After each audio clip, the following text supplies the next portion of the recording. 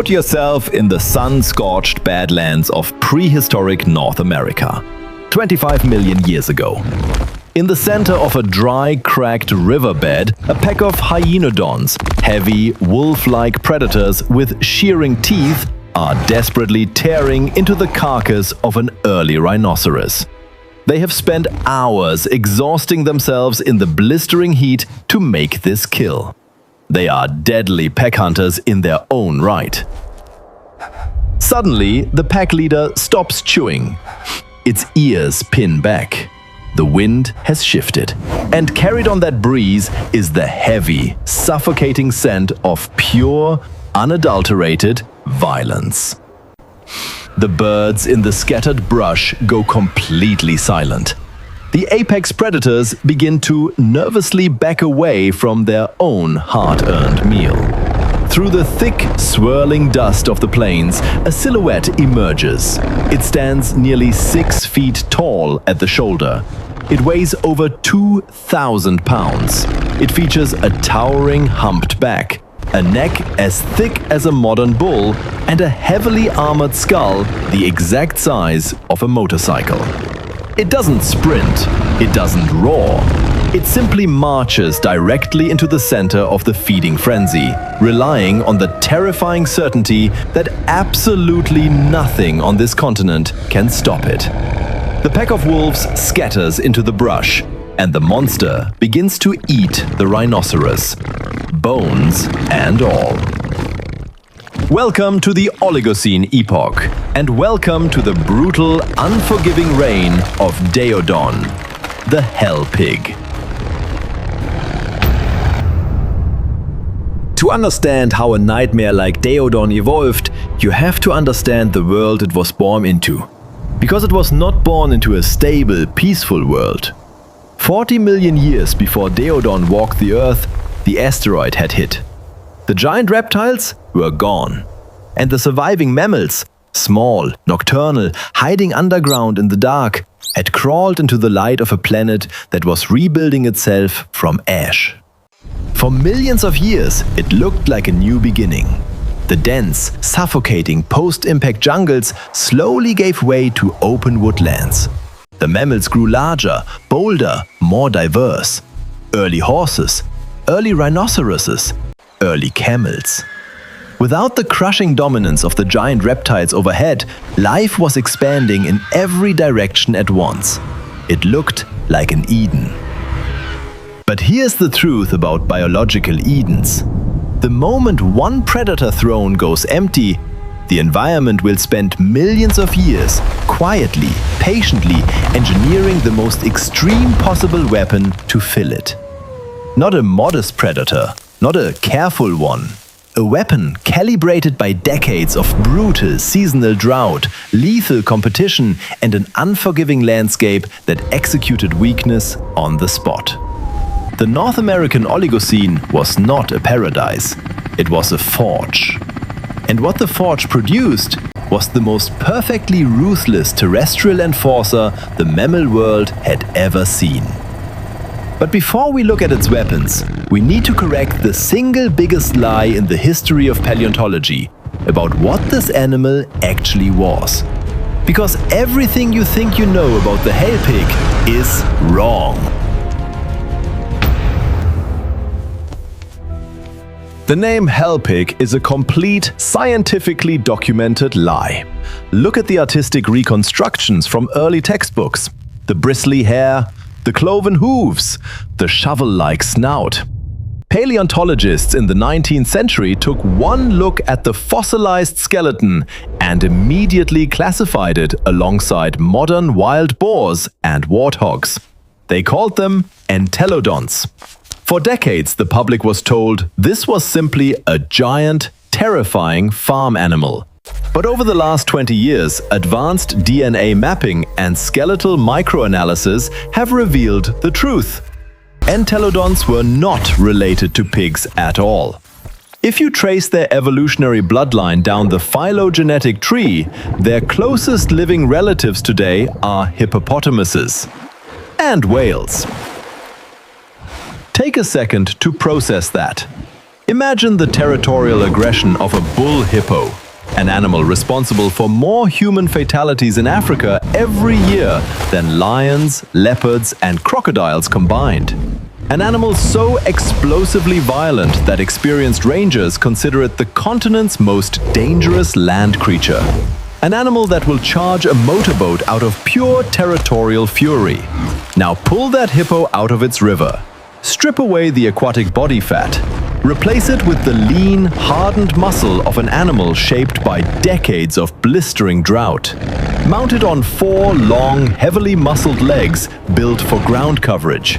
Give it the scent tracking ability of a wolf, the stamina of a pack hunter, and a skull engineered not for grazing, but for shattering bone. Drop it into a dying, sun-cracked desert where every other predator is competing for the same shrinking water sources. That is what you are dealing with. Not a pig, a bone-crushing land warfare hippo cousin, and the most heavily armored terrestrial enforcer the Oligocene ever produced.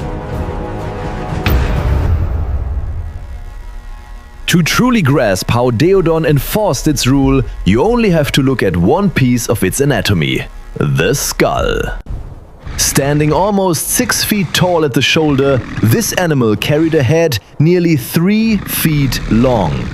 Every single inch of that bone was dedicated to one biological purpose: generating catastrophic bite force. Imagine standing directly in front of it. The skull fills your entire field of vision. At the front of the jaw, thick railroad spike canines designed to grab, puncture, and lock on to leathery skin. But those are just the entrance. The real hardware was further back, where most apex predators, lions, wolves, prehistoric saber-tooths, carry blade-like back teeth designed to slice meat cleanly from bone. Daeodon carried something fundamentally different.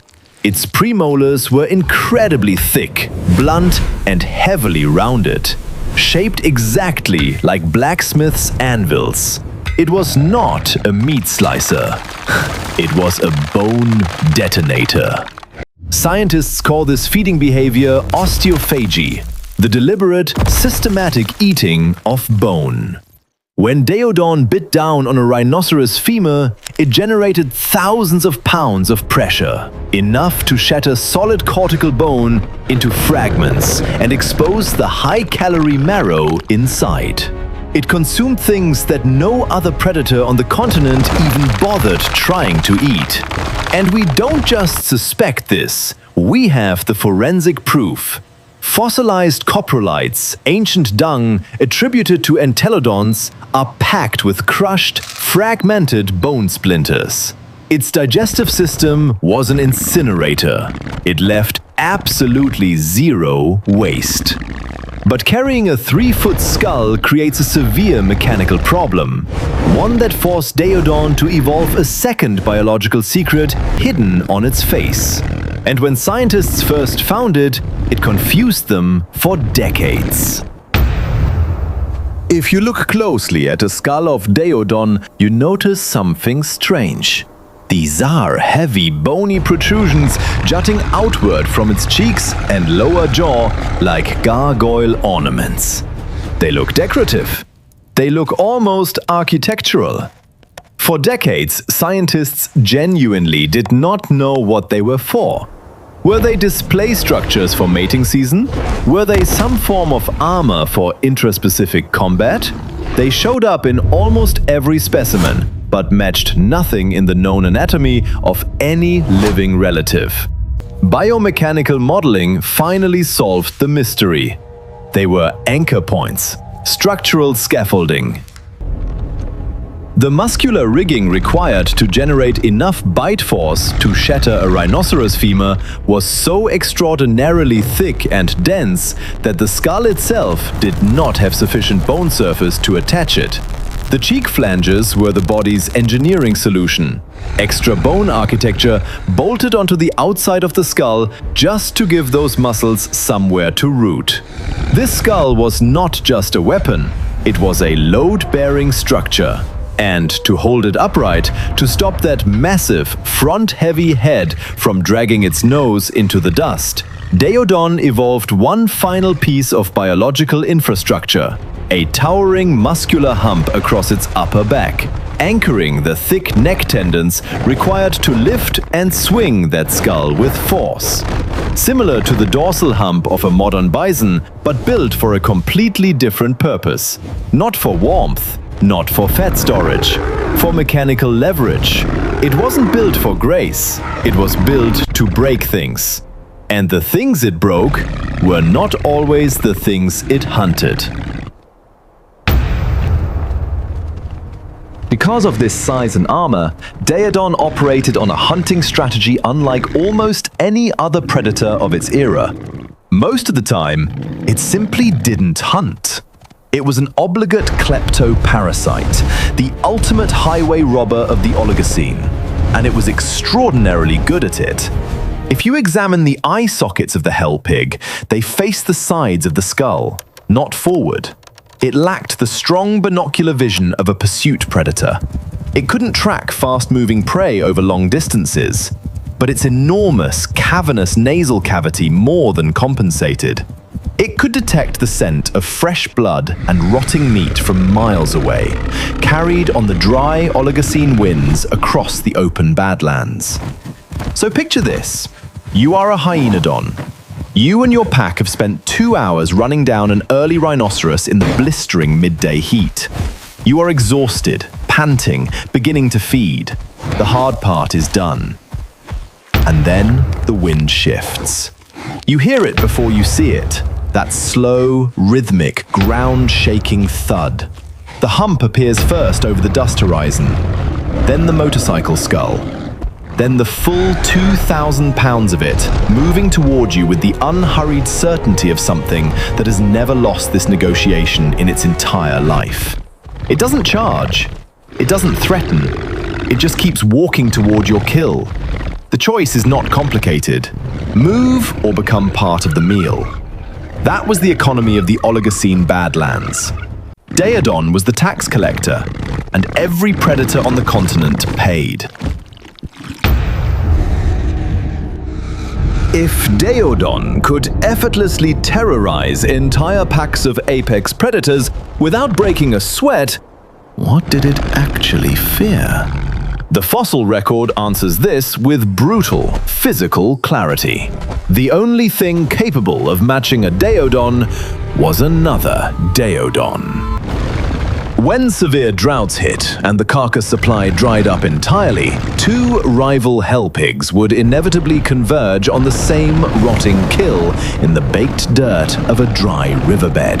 Intimidation was no longer sufficient. What followed was pure, catastrophic, intraspecific violence. In the agate fossil beds of Nebraska, paleontologists have excavated Daeodon skulls covered in deep, devastating gouge marks. Bite wounds punched 2 inches deep directly into the solid bone of the snout, the brow ridge, and right between the eyes. Not claw marks, not erosion, bite marks. And when scientists measured the exact spacing between those puncture wounds, they matched perfectly with the canine teeth of another adult Daeodon. They fought by clamping their jaws directly over each other's faces.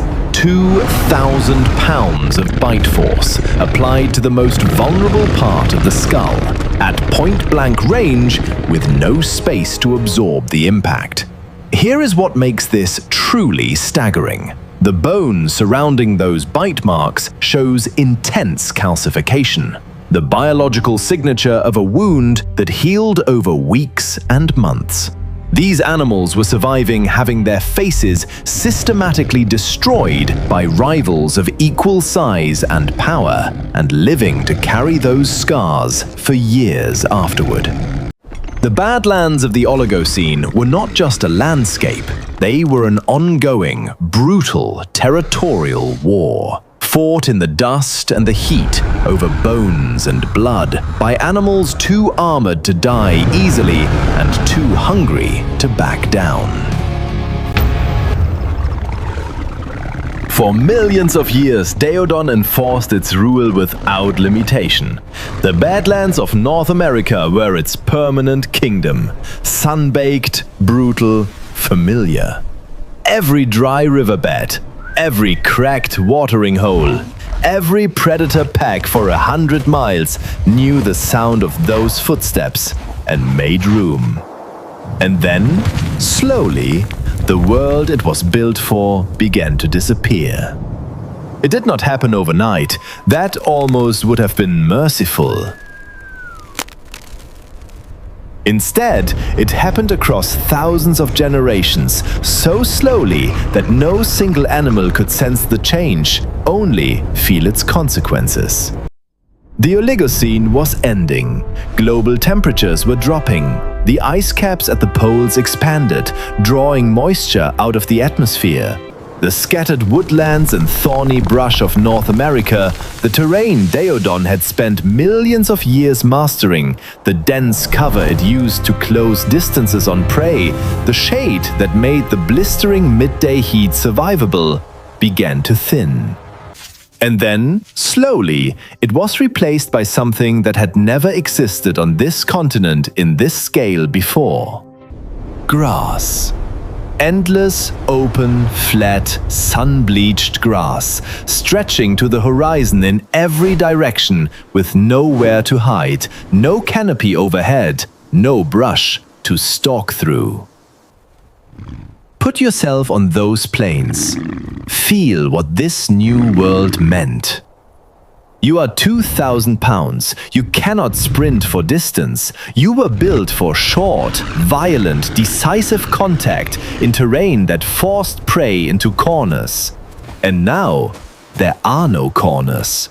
There is nothing but open sky and open ground and prey that can see you from half a mile away. The prey had changed too. In response to the open grasslands, the early horses and camels had lengthened their legs over countless generations, built for sustained, efficient, long-distance running across flat terrain. Animals that could spot Daeodon before it closed 100 yards of distance and be gone before it moved another 50.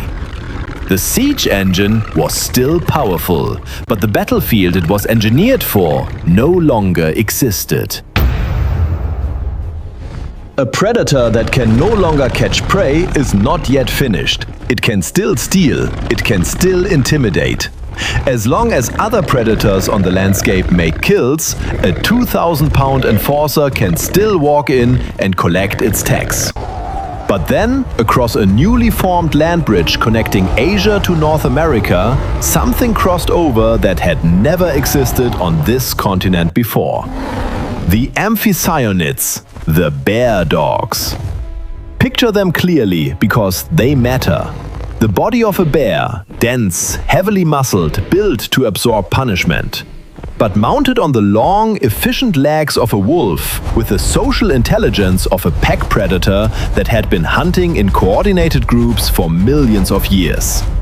Individually powerful enough to match most apex predators of the Oligocene. In groups of 5 or 6, a force that functioned like a single, distributed biological weapon, surrounding, exhausting, and dismantling prey that no individual predator could have taken alone. They were not intimidated by size. They had not evolved alongside Daeodon. They had not learned to scatter when that motorcycle skull appeared on the horizon. The first time a hell pig walked up to a bear dog kill and expected the landscape to clear, it didn't. The bear dogs held their ground, and then they did something no Oligocene predator had ever dared to do to a Daeodon. They pushed back. Daeodon was a siege engine, devastating in a straight collision, lethal at close range, impossible to kill in a single engagement. But it could not outrun the bear dogs. It could not wear them down. And against a pack that moved in rotating relays, always fresh, always circling, always probing, 2,000 pounds of brute force found no decisive moment to deploy itself. Brute force had been outclassed. Not by something larger, by something smarter, faster, and utterly unwilling to respect the old hierarchy. Unable to catch the new, faster prey on the open grasslands. Unable to steal from the bear dog packs that now held every contested kill. The great enforcer of the Oligocene found itself with no remaining options in a world that had been redesigned around everything it couldn't do.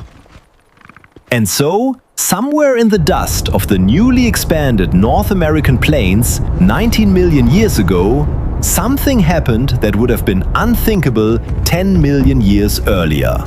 The last Daeodon, the descendant of the animal that had scattered wolf packs with its scent alone, made a walk it did not come back from. Not to a kill, not to a rival, just a walk into the dry, yellowing grass of a continent that no longer had a place for it. It had been the most dominant terrestrial enforcer the mammal world had ever produced. Perfectly calibrated for a world of dense cover, seasonal brutality, and close-quarters violence. A biological masterpiece of bone and muscle and pure, overwhelming presence. The grasslands did not need a masterpiece. The grasslands needed speed. And the hell pig had none left to give. 19 million years ago, the last great enforcer of the Oligocene was quietly erased from the North American plains. The mammals had conquered the land entirely. But while North America belonged to the wolves and the bears, on an isolated continent in the southern hemisphere, the mammals had not won. In fact, they were being hunted. Because in the absolute isolation of South America, the dinosaurs had engineered a terrifying return. Next time on Echoes of Extinction, we travel to the ancient savannas of Patagonia to meet a predator that completely rewrites the rules of the Cenozoic era. We come face to face with a 10-foot-tall bipedal nightmare capable of outrunning a modern racehorse. An apex predator that traded its wings for pure muscle and carried a solid-bone, hook-tipped beak designed to execute prey with a single, devastating downward strike. The Terror Bird. If the hell pig kept you watching until the end, hit subscribe, leave a like, and click the video on your screen right now to continue your journey into the prehistoric dark. We will see you in the next episode of Echoes of Extinction.